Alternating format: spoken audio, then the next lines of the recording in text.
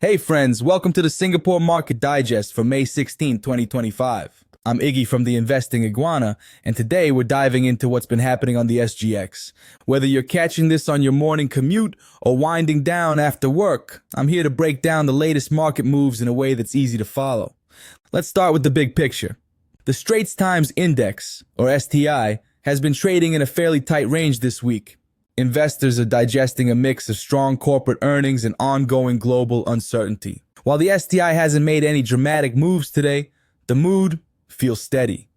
Most traders are keeping an eye on inflation data out of the US and China, as well as the latest updates from the Federal Reserve. In Singapore, the focus is squarely on company results and some upcoming regulatory changes that could shake up the market later this year. Now let's get into the main stories making waves on the SGX. First up is Singapore Airlines, or SIA, with the ticker symbol C6L. SIA is Singapore's flagship carrier and a major player in the global aviation sector. The company just reported a 65% jump in net profit for the second half of its financial year, soaring to $2 billion. This surge was powered by a one-off, non-cash gain of $1.1 billion from the Air India-Vistara merger. That deal, which closed in early 2025, has helped SIA set a new record for full-year net profit at $2.8 billion, just edging out last year's record of $2.7 billion. Revenue also climbed 1.9% to $10 billion, marking another all-time high for the group, which includes its budget arm, Scoot. Before these results were announced, SIA shares closed slightly higher at $6.88, up by 0.2 or 0.3%. Since the announcement, the stock has seen a bit more interest, with trading volumes picking up as investors digest the news. SIA's performance is a testament to its resilience and ability to benefit from strategic moves in the industry, even as global travel demand continues to recover. The group's record-breaking numbers show strong management and a rebound in air travel, but it's important to note that a big chunk of the profit came from a one-off gain. Investors and analysts will be watching to see if SIA can maintain this momentum as competition heats up and fuel prices remain volatile. Looking at the broader aviation industry, SIA's results come at a time when airlines worldwide are reporting mixed fortunes. While travel demand is up, costs are rising, and many carriers are struggling to pass those costs on to consumers. SCA's focus on premium service and strategic partnerships has helped it stand out, but the road ahead could be bumpy if global economic conditions worsen. For now, though, SIA is flying high. Next, let's talk about Mapletree Industrial Trust, or MIT, ticker symbol ME8U. MIT is a real estate investment trust, or REIT, that focuses on industrial properties like warehouses, data centers, and business parks. The trust just announced it's selling 3 of its Singapore properties, the Strategy, the Synergy, and the Woodlands Central Cluster, to Brookfield Asset Management for $535.3 million.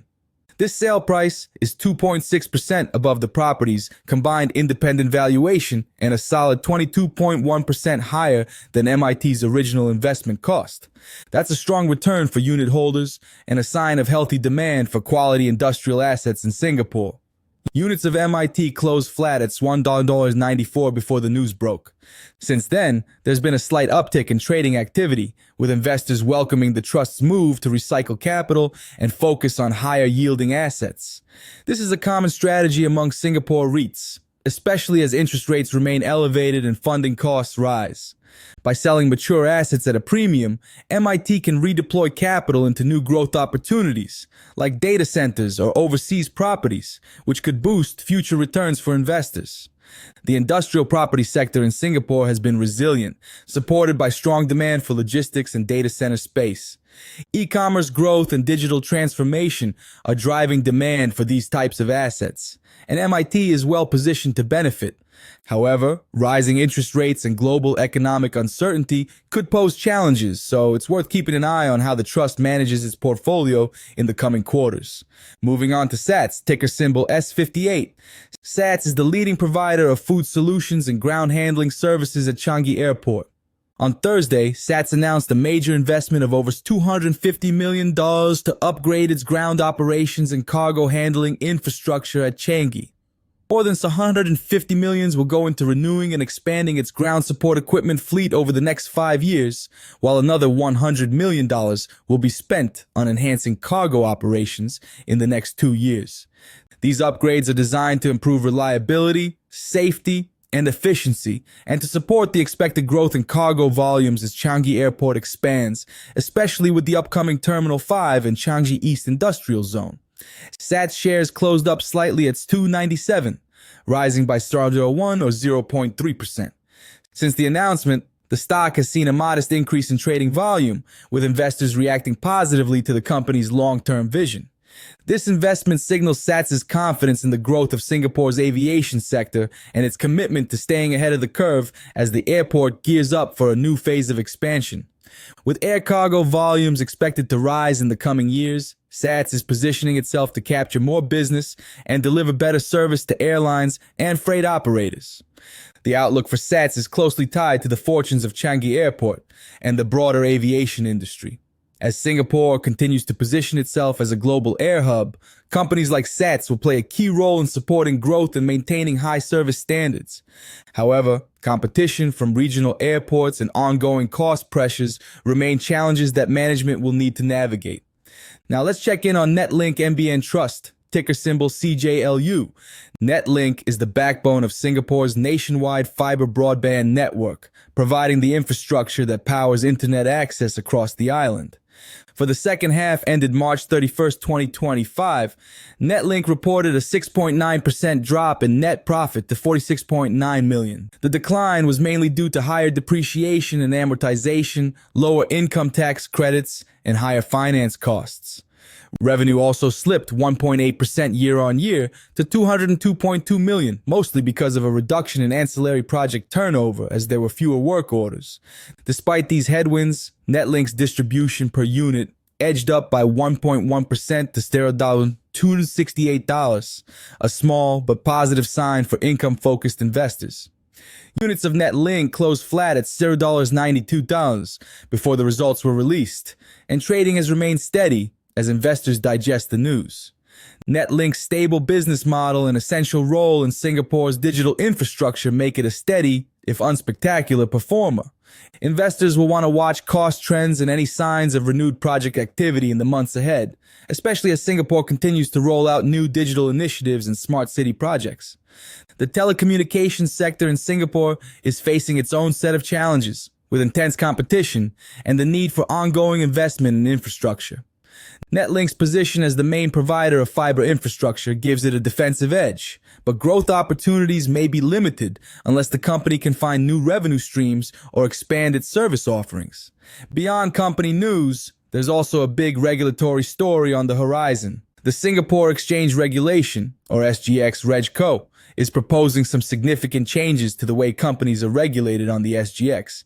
The aim is to move towards a disclosure-based regime, meaning companies will have more responsibility to provide timely and accurate information rather than simply following prescriptive rules. The proposals include streamlining the criteria for listing on the main board, removing the financial watch list that flags struggling companies, and focusing regulatory queries on material issues only. These changes are designed to boost investor confidence, improve market efficiency, and make the Singapore market more attractive for quality companies and investors alike. For retail investors, this could mean clearer, more relevant information from listed companies and a more dynamic market environment.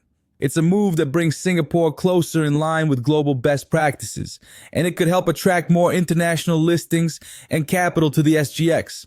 As we look ahead, the Singapore market is set for an interesting few months. Corporate earnings remain in focus, with more blue-chip companies set to report results soon. Investors are also watching for updates on global interest rates, inflation trends, and geopolitical developments that could impact market sentiment.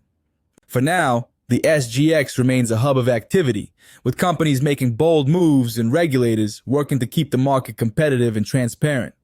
So, to wrap things up, Today's SGX session was marked by strong corporate results, strategic asset moves, and big investments in infrastructure.